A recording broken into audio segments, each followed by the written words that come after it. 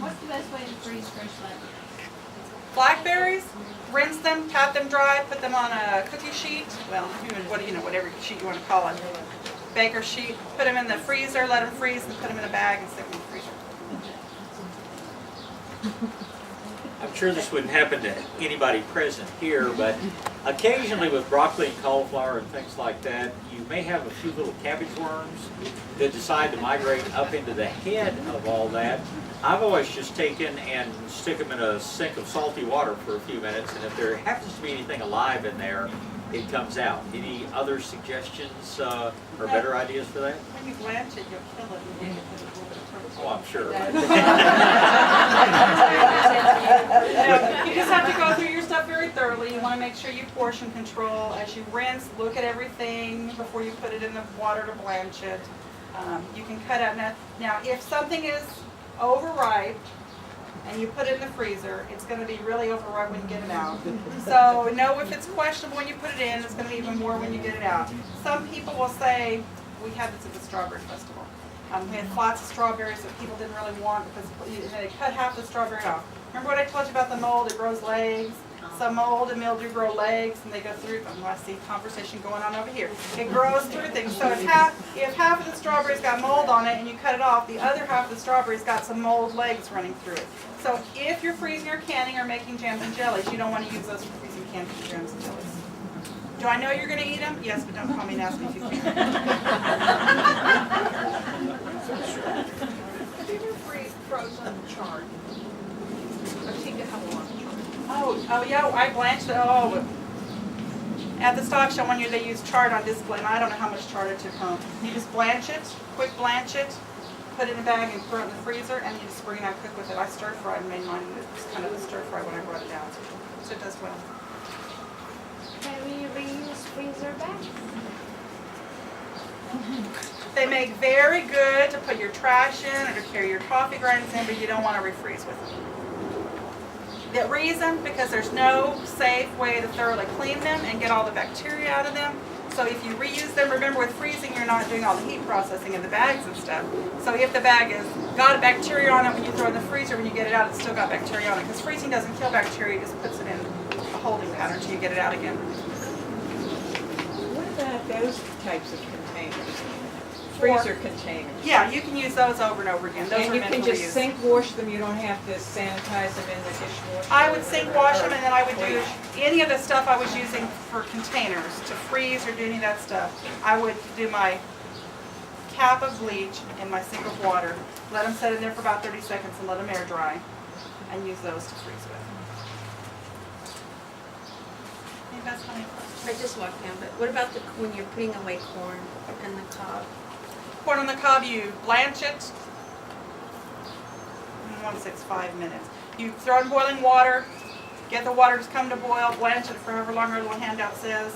And it'll turn a bright, It's going to get bright yellow. It's going to be very pretty. Then you throw it in ice water until it gets cool, and then you stick it in your bags, you squish the air out of it, and throw it in the freezer. The other thing is don't even your freezing stuff, remember it's easier and better for your freezer to freeze little batches of stuff at a time, because you want the stuff to get freezing, you want it to get hard fast. And so if you have a lot of stuff in your freezer, it's not going to get hard fast, and so your quality is going to be not as good when you get it out. So it's better for your freezer to freeze little bits at a time. Or if you have a chest freezer, to spread things out over the bottom of the freezer so it can all get cold than it is to just keep, stuff. I have a whole bunch of water bottles in my freezer because I was told it's better to keep the freezer full than empty. So It is. when I'm putting all my stuff, all my vegetables and stuff in, I should probably start taking all those water bottles out.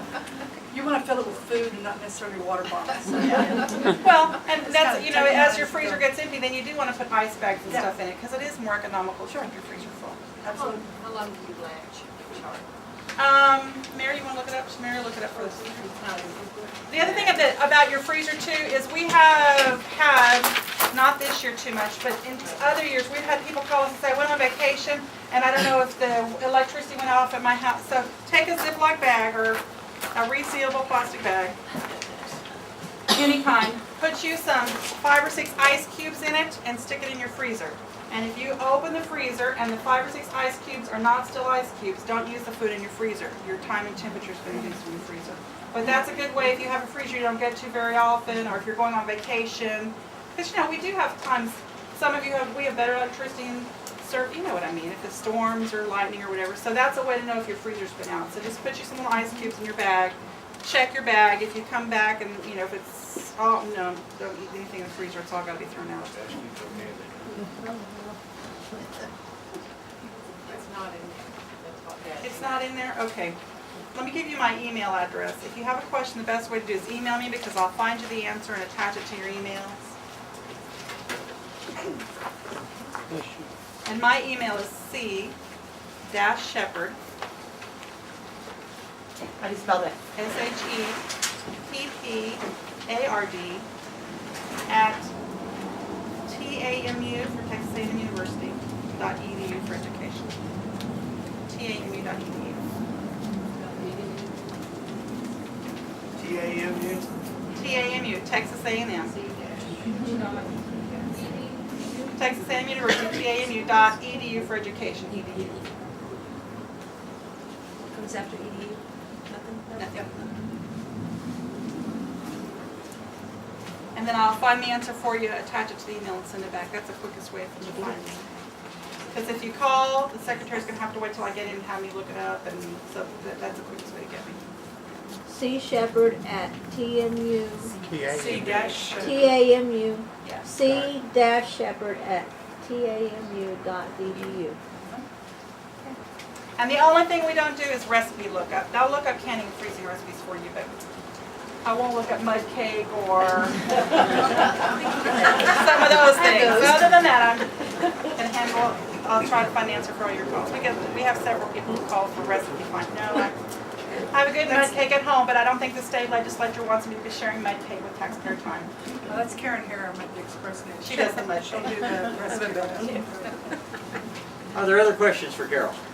I have a question about processing strawberries. My mother used to make strawberry jam, and she would process her strawberries in a iron skillet. Is that still okay, or is that? Yeah, the iron skillet's going to leach iron, but that's okay. Yeah. What you don't want to use are the aluminums. You don't want to do any kind of canning with aluminum pans because of the leaching. And remember, when you're doing your stuff and you're getting your things, to make sure that you check the boxes. The boxes have use by dates. Make sure you don't, after the use by date, throw it away. They'll all go on sale here in a few months. But this is 2011. I bought this on sale last year. This is 2011, but I knew I had a couple years. I wouldn't buy it if it was just a What's month the or best so. pot to use for canning? A stainless steel or enamel, just something that's non-reactive. You want something that's non-reactive. Some of you have some of the anodized stuff. But if I put the vinegar in an aluminum pan, what's going to happen? The vinegar is going to cause a dark colored ring, and aluminum is going to leach into my cooking, and it's not going to taste as well or seal as well. You said stainless steel or what? You can use the enamels if they're not cracked. Just what you don't want to do is aluminum. I have one of those I use at home too that I use to cook things in. If I'm going to do pickles, I use my pan, my enamel pan. What's that contraption right there? This is for, or if you're going to do fruit. This is one somebody gave me because they were going to make a lot of strawberry jelly and plum jelly. And after she made it one year, she says, I don't think I'll be making that again. So that's what this is. The best way to make your jellies truly is to get whatever kind you want. Pick up a little package of pectin. And in there it's going to tell you exactly how to make it. It's going to tell you the proportions. It's going to tell you how long you cook it. It's going to tell you how to make the juice. But then you I would put a cheesecloth in this. Put my fruit in here, and then you work this through, and it's going to give you just juice, because juice is going to give you jelly. If you have pieces in it, then it's a jam, not a jelly. It works especially well if you're looking at Mustang grape jelly, green grape jelly. Because it'll catch those little bitty seeds that we don't want in there. Would you talk for a minute about juices? My grandfather used to put up, again, grape juice. Any special techniques or precautions or anything if you're... No, if I were going to, I would think what I was going to use it for. If I were going to make grape juice, well, I like to put up juice to make jelly later.